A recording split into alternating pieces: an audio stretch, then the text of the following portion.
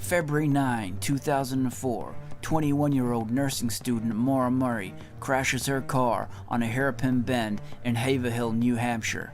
She has not been seen or heard from since that night. In this video, we look at some of the facts and theories surrounding this case, including a promising lead that led to a dig in the basement of a house right next to where Maura crashed her car. We take an in-depth look at Bill Rausch, who was Maura's boyfriend at the time of her disappearance. And additional information has been released from the black box of Maura's car at the time of her crash. Could this new information shed any light on what happened to Maura? All that and much more on this episode of the Maura Murray case, Facts and Theories. So, a bit of history on this situation before we fully get into it. Basically, it was back in December of 2018 that Fred Murray and his team sent some search dogs into this house, which is literally only a stone's throw away from the crash site. It's just right around the corner. So Fred sent his cadaver dogs in to search, and they got 2 positive hits in the basement of this house. And Fred was pretty sure that there was something down in that basement, either Maura, his daughter, or maybe somebody else's.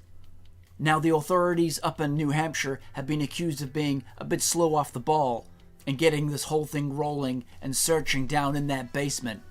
But we fast forward to April of 2019, and the police and the FBI did dig up that area.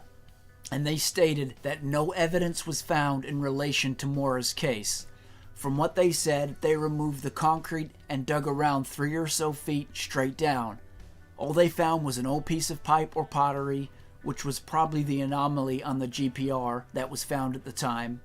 So even though the police did go in and dig up this area, there are still questions lingering about this whole operation that took place, and the family aren't 100% happy with what went down with the dig. Here is Julie Murray, Maura's sister, talking on a 2019 CrimeCom panel. And then eventually, it took law enforcement a little longer than we had hoped, but they did go in. They did not allow us on the property when they did the dig. They had 2 representatives, probably more from the FBI, come in, and they dug where the GPR anomaly was. So it was a kind of a smaller area. And they dug straight down, and the dig didn't last very long, which was kind of a little bit concerning for me, because if you're going to do a thorough dig, I would think it would take a little bit longer. So my family and I went to the press conference, which is at the courthouse, and Strelzin kind of led the the briefing, and basically said, we didn't find her. And then that just kind of deflated my dad, because, he's 76 now, and he's clinging on to anything and everything. So he was convinced and is convinced that she's in the basement, and any parent out there, I think, would do the same. So he wanted them to core under the oil tank. Yeah. So Julie Murray saying there that the dig that law enforcement did not last very long, and there was like an oil tanker down in the basement, and the family wanted the police to dig under that, but they didn't. There were specific areas that the family wanted law enforcement to dig, and they just didn't dig there. So the Murrays were not 100% happy with the job law enforcement did with that dig. And in fact, they are stating that they may well go back there at another time and do a more thorough search of their own. And in that interview, Julie Murray went on to say how the Murray family, were not allowed to go in to view the dig. Now, this made them quite frustrated because, of course, understandably, they wanted to see what was going on. Maybe they could point out to police, hey, dig here, dig here. And I'm guessing the police didn't want any situation like that. They wanted to be in control of what they were doing. They didn't want to be told what to do or be second-guessed or doubted in any way with the work they were doing. So I believe there's 2 ways of looking at this. I do see the police's point of view. It's a professional operation. You can't just allow anybody to come in. In their eyes, even a family member may hinder the job that they are doing, and they just want to get in there and get it done professionally and properly themselves. So that's from the law enforcement side of things. However, from the Murray side of things, couldn't they have just let one family member, just say Fred, just stand in and just observe, so the whole thing could finally be settled, so that the family were happy with what the police were doing? You would actually have Fred watching what they were doing and where they were digging. Surely that would have put any doubt to rest. I believe there are two sides to that, but I think that it would have been a good idea to just let Fred come in and just, stand back a ways and just to observe what was going on. Maybe the police thought any family members being present would have been a hindrance to the dig, but I'm not so sure. I'm sure just Fred standing back there observing would have been fine, and they could have maybe worked together. But that's how these things go, I guess. So myself, I wonder why the police didn't search a bit more extensively on their dig, other than just digging straight down as they did. I hope that they took soil samples from that area. I mean, that's just a given, right? So the upshot of this new lead and this new evidence that had come through that Maura could be down in the basement, unfortunately in the end it went nowhere, and everybody is really back to square one again. Nothing was found on that initial dig. However, the family are not 100% convinced, and they say that they will be going back at a later date back down to that basement, and they will do some more searching of their own, just to cross all the T's and dot all the I's, so to speak. And this was a big one for the family. It was a big letdown to Fred especially. He had really pinned all his hopes on this, and for nothing to come up with it the way that it did, it's got to break the guy's heart, right? But Fred and the family have certainly not given up at all, and they will continue to do what they can and search where they can for Maura.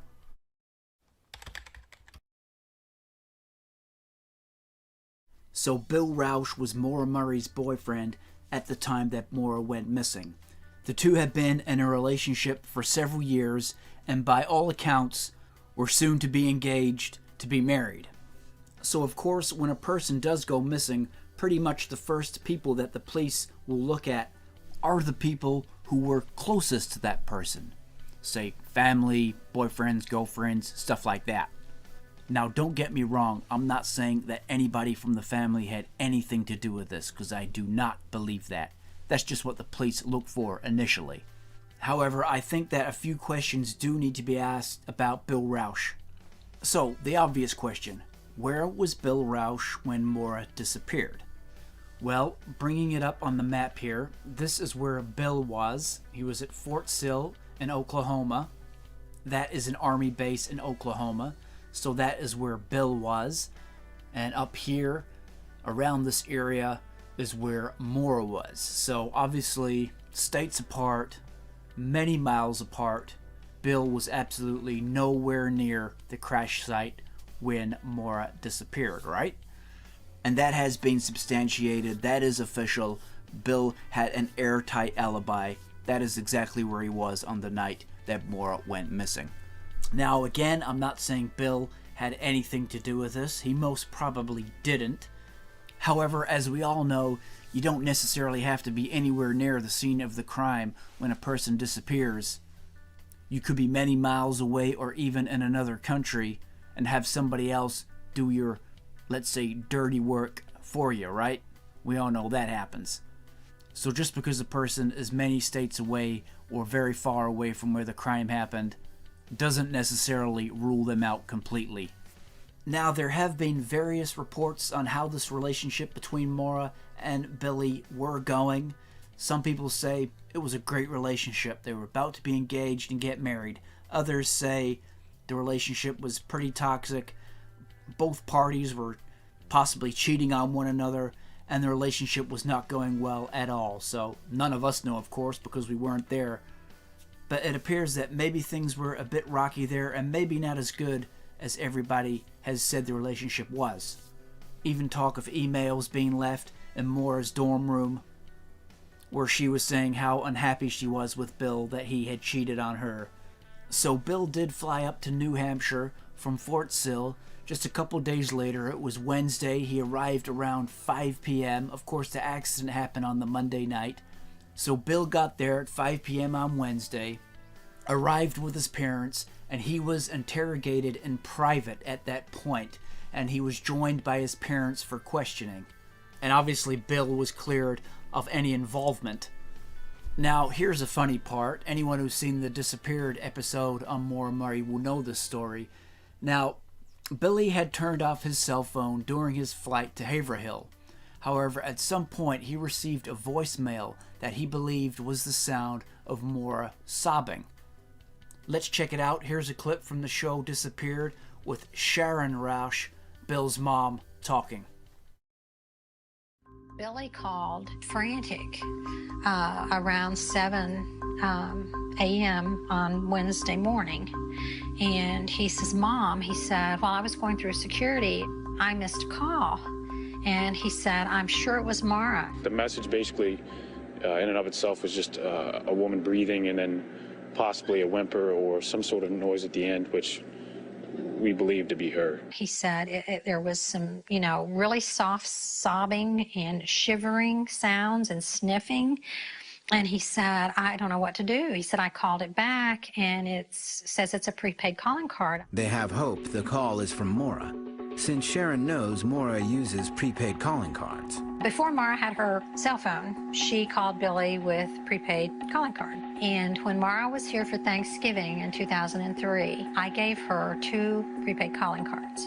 And so that's always, added to our belief that it's very likely that Maura made that very unusual call that Billy received that morning. Now that phone call that Sharon, Bill's mom, is talking about was actually later claimed to be made by the Red Cross. However, there's evidence also to the contrary saying that no, it couldn't have been from the Red Cross either, so that one is still up for debate. So was that Maura actually calling Billy just 2 days after the accident?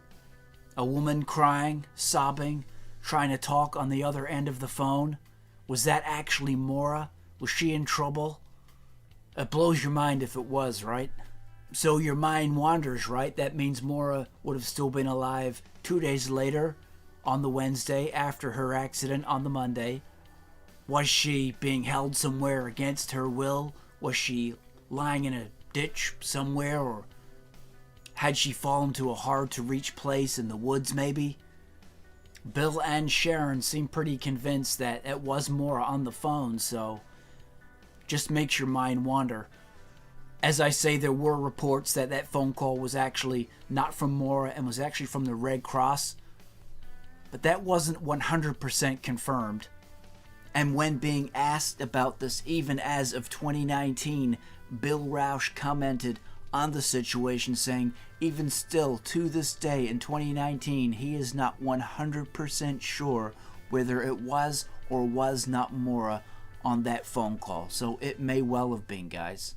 And if it was, which it may well could have been, that means that she was still alive 2 days later after the crash. Was it just a cry for help? Was she reaching out for help? Was she in really bad cell phone coverage range where she tried to talk but it just didn't come across? Interesting that she decided to call Billy and not her immediate family. If so, if calling Billy, does that mean that her trip away was directly related to Billy? And she had something specific that she wanted to say to him, and that's why she called him?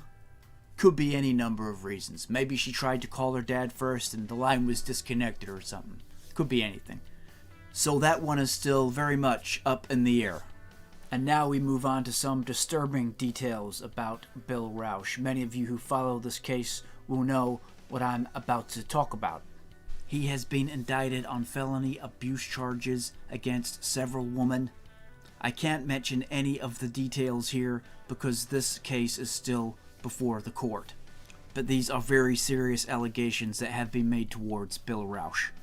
All that stuff is widely available to view online. Basically, James Renner, who has dedicated half his life to this case, interviewed one of these women. You can find that interview here on YouTube as well. I'm not saying the guy is guilty at all. We don't know. But where there's smoke, there's usually fire, right? So, and of course, if he is guilty of these crimes, then the guy's just a total scumbag. We all know that. Anybody who does that kind of thing is. Did he have anything to do with Maura's disappearance? Well, the family don't think so. They seem to love him. They love the guy, and they were around him all the time, so maybe he was an okay guy back then. Maybe some of these allegations that these women are making towards Bill are made up. And then again, maybe they aren't either. So I'm not saying that Bill had anything to do with Maura's disappearance. I'm just putting all the information that is out there on this video, and you guys can make up your own mind about him.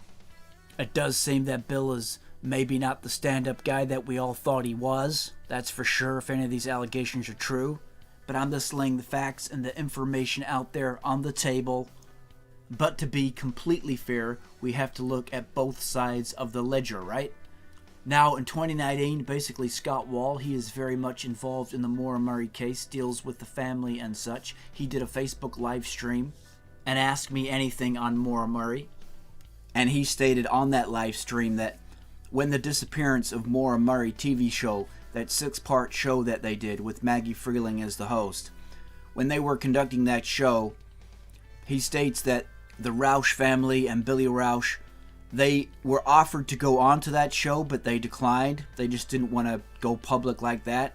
But they did do a lot of work behind the scenes. They offered a lot of information. They even gave video of Maura to be used in the show. And apparently, Bill Rausch was quite cooperative behind the scenes, providing information for them to use on the show. So he was very cooperative there.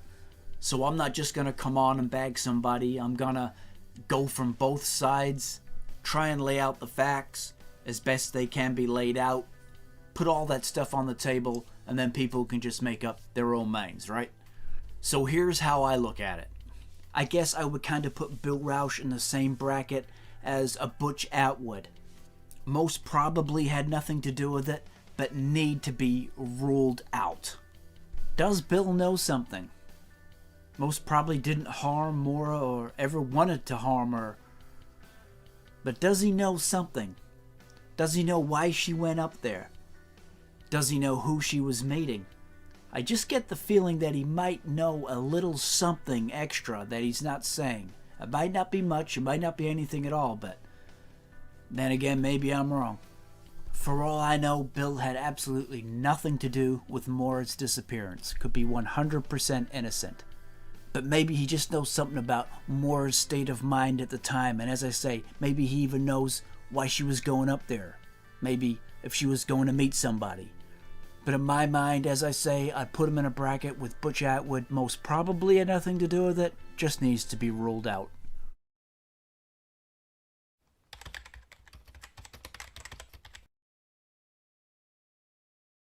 So there has been some additional black box data from Maura's car that has been released.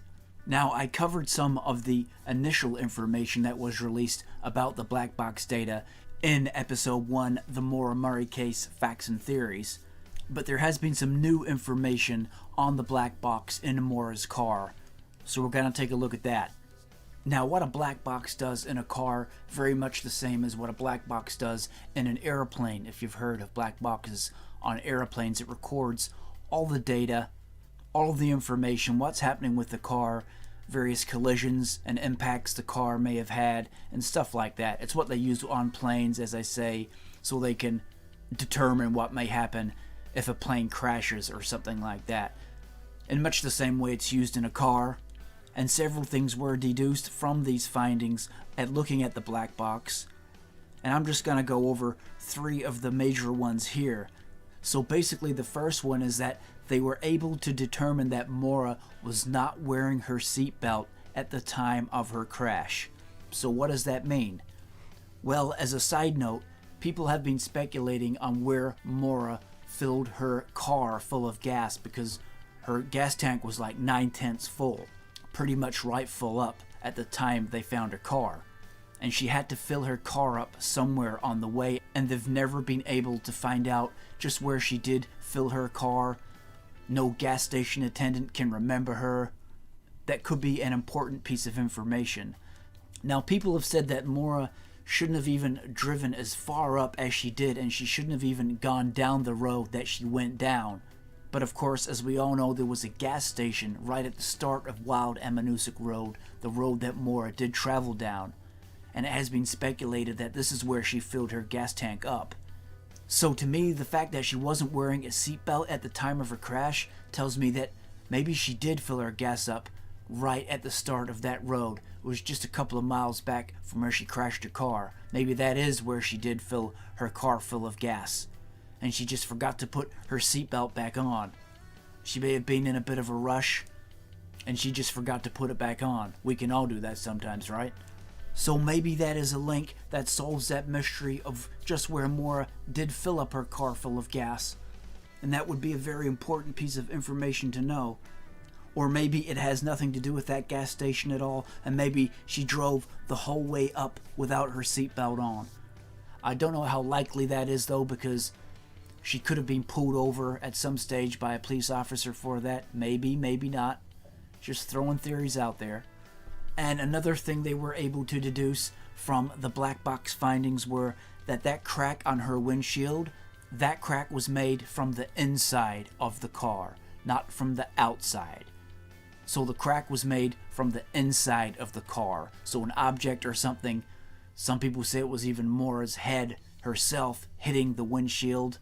Nobody knows for sure, but the crack was made from the inside of the car. So it could have been Maura hitting the windshield. It could have been a bottle or an object from the car flying up and cracking the windshield when she crashed her car. We don't know, but one thing we do know is that the crack was made from the inside. So it wasn't somebody smashing the window from the outside of the car. No. As I say, the crack came from the inside of the car first. And the third thing I'll touch on here is that it was determined that Maura's lights, her headlights, were on high beam when she crashed her car. Now they were able to remove the bulb and look at the filaments in the bulb, and that's how they are able to determine this. And people may say, okay, she had her high beams on when she crashed. Big deal. That doesn't mean anything. Well, maybe it does.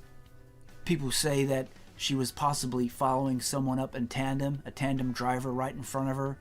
Well, you wouldn't really have your high beams on if you were following right behind somebody that close, would you? So maybe it throws the tandem driver theory out the window. Maybe not. Maybe the tandem driver was much further up ahead.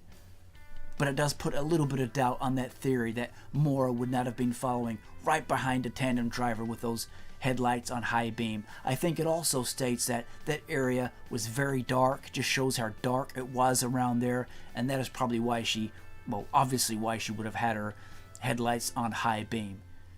So again, this may not be exactly groundbreaking evidence and it's going to break the case wide open or anything, but there are three very interesting new facts that came up from the black box findings. If nothing else, it's very interesting to look at that. So thanks for tuning into the video, guys. It is a real shame that that initial lead that the Murrays had at the start of 2019 digging in that basement didn't end up garnering any results. However, the search is never over and the case is never done. You gotta always hold out some hope that there could be some resolution to this case one day. Thanks for tuning in. Remember to like and share this video. It helps to get more story out there, and we will catch you guys next time.